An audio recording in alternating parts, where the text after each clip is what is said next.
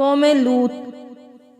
یہ قوم ایسا کون سا گناہ کرتی تھی جس کی وجہ سے انہیں دنیا کی بدترین قوم کہا جاتا ہے؟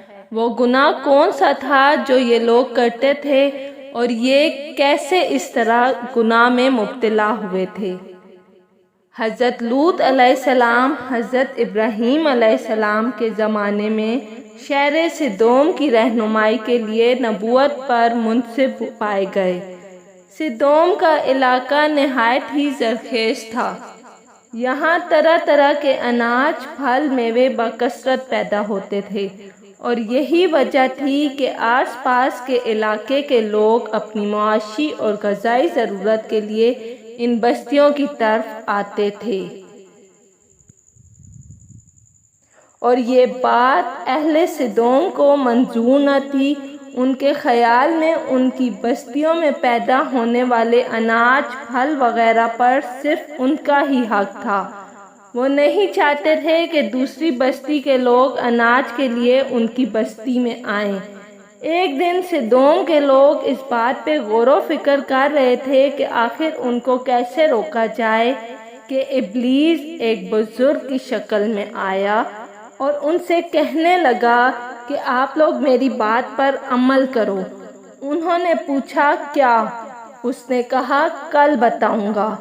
اگلے دن ابلیس ایک خوبصورت نوجوان لڑکے کی شکل میں آیا اور انہیں اپنی عورتوں کی بجائے مردوں کے ساتھ فعل بد کرنا سکھایا۔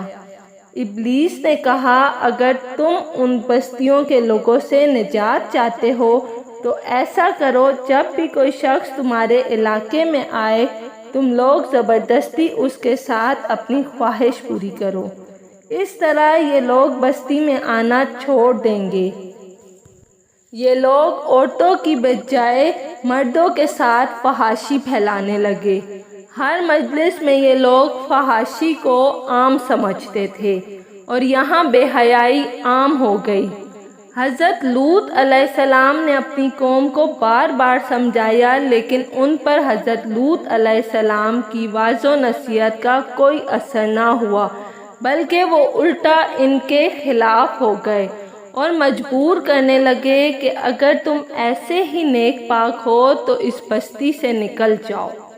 حضرت لوط علیہ السلام نے اپنی قوم سے کہا میں ڈرتا ہوں کہ تم پر خدا کا کوئی عذاب نہ آ جائے، اس لیے بہتر یہی ہے کہ ان برے کاموں سے باز آ جاؤ اور خدا کے نیک بندے بن جاؤ تاکہ اپنی دنیا اور آخرت کو سنوار سکو۔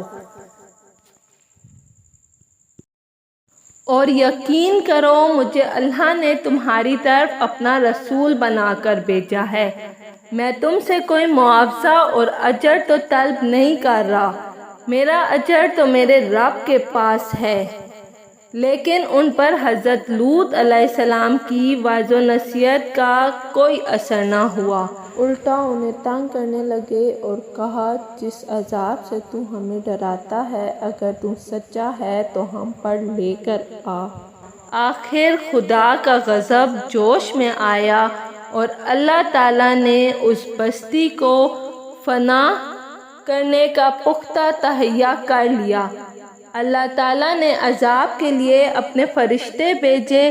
یہ فرشتے سب سے پہلے حضرت ابراہیم علیہ السلام کے پاس آئے اور ان کو حضرت اسحاق کی پیدائش کی خوشخبری سنائی، اور جب انہوں نے بتایا کہ ہم فرشتے ہیں اور فلاں بستی پر عذاب لانے کے لیے بھیجے گئے ہیں، تو حضرت ابراہیم علیہ السلام چونکہ نیک بندے تھے اور دنیا کی بھلائی چاہتے تھے، اس لیے وہ فرشتوں سے جھگڑنے لگے کہ ایسا نہ کرو، اس بستی میں اللہ کا نبی لوط بھی رہتا ہے۔ فرشتوں نے کہا کہ سوائے لوط کی بیوی کے اس کے گھر والوں کو بچا لیا جائے گا اور صبح تک اس بستی کا نام و نشان تک نہ ہوگا۔ اس کے بعد فرشتے انسانوں کی شکل میں حضرت لوط علیہ السلام کے مکان پر آئے۔ فرشتوں نے حضرت لوط علیہ السلام کو بتایا کہ ہم اللہ کے بھیجے ہوئے فرشتے ہیں، تم کوئی اندیشہ نہ کرو، صبح تک اس بستی کا دنیا کے تختے پر نام و نشان تک باقی نہ ہوگا۔